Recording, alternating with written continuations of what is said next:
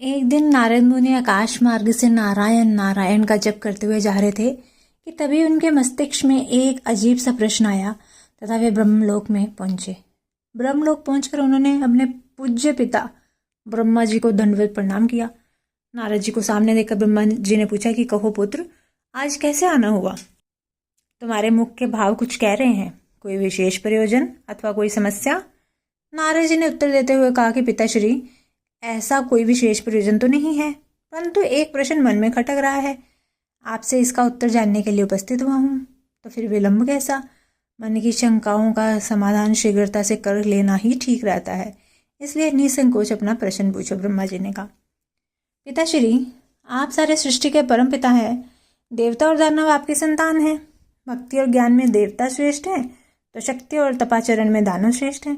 परंतु मैं इसी प्रश्न में उलझा हुआ हूँ कि इन दोनों में से अधिक श्रेष्ठ कौन है? और आपने देवों को स्वर्ग और दानवों को पाताल लोक में जगह दी, ऐसा क्यों? इन्हीं प्रश्नों का उत्तर जानने के लिए मैं आपकी शरण में आया हूँ। नारद जी ने ब्रह्मा जी से अपना प्रश्न बताते हुए कहा। नारद जी का प्रश्न सुनकर ब्रह्मदेव बोले कि नारद, इस प्रश्न का उत्तर देना तो कठिन है और इसका उत्तर मैं नहीं दे पाऊंगा, क्योंकि देव और दानव दोनों ही मेरे पुत्र हैं। अब हम अपने ही दो पुत्रों की तुलना अपने ही मुख से करना उचित नहीं होगा, लेकिन फिर भी तुम्हारे प्रश्न का उत्तर ढूंढने में भगवान शिव तुम्हारी मदद अवश्य कर सकते हैं।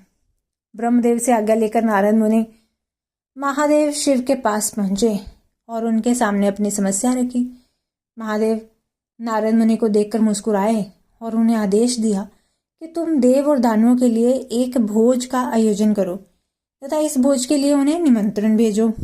महादेव के आदेशानुसार नारद मुनि ने वैसा ही किया और अगले दिन नारद मुनि के साथ महादेव भी देवता और दानवों का अतिथि सत्कार करने उनके आश्रम में पधारे। दानव नारद मुनि के आश्रम में भोजन का आनंद लेने के लिए पहले पहुंच गए और उन्होंने पहले पहुंचने के कारण भोजन की पहली शुरुआत खुद से करने के लिए भगवान शिव से आग्रह किया। भोजन की थालियां परोसी गईं। दानव भोजन करने के लिए बैठे। वह भोजन शुरू करने ही वाले थे कि भगवान शिव अपने हाथ में कुछ लकड़ियां लेकर उनके समक्ष उपस्थित हुए और उन्होंने कहा, आज के भोजन की एक छोटी सी शर्त है।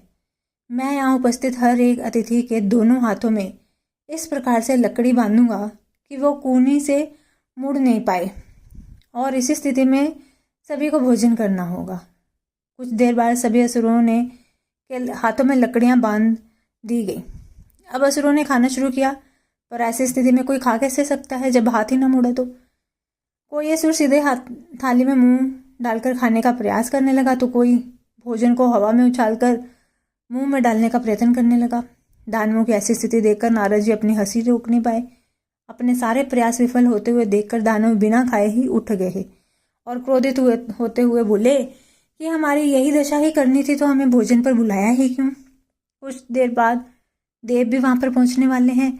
ऐसे ही लकड़ियां आप उनके हाथों में बांधेगा ताकि हम भी उनकी दुर्दशा का आनंद ले सके। कुछ देर पश्चात देव भी वहां पहुंच गए और अब देव भोजन के लिए बैठे।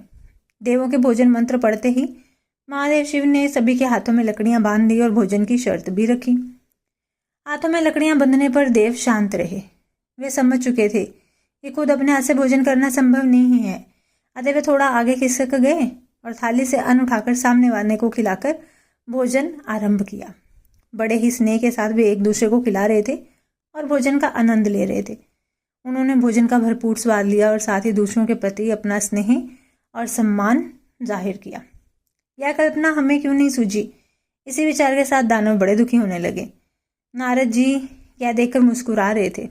नारद जी ने भगवान शिव से कहा कि हे देवों के देव, आपकी लीला अगाध है। युक्ति, शक्ति और सामर्थ्य का उपयोग सर्वार्थ हेतु आपने करने की अपेक्षा परमार्थ के लिए करने वाले का जीवन ही श्रेष्ठ होता है। दूसरे के भलाई में ही अपनी भलाई है, यह आपने सप्रमाण दिखा दिया और मुझे मेरे प्रश्नों का उत्तर मिल गया है। यह कहानी हमें बताती है कि किस प्रकार से नारद जी की जो भी शंका थी उसका समाधान महादेव ने किया, जबकि ब्रह्मा जी भी उनकी शंका का समाधान करने में अपने आप को असमर्थ बता रहे थे। तो महादेव जी ने उनकी शंका का समाधान बड़े ही अच्छे तरह से अच्छे तरीके से कर दिया।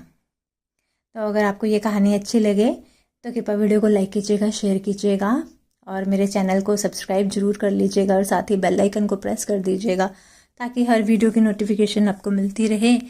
और अगर वीडियो अच्छी लगे तो शेयर कर दीजिएगा। मिलती हूँ अपनी अगली वीडियो के साथ, तब तक के लिए सभी को हरे कृष्णा, राधे राधे।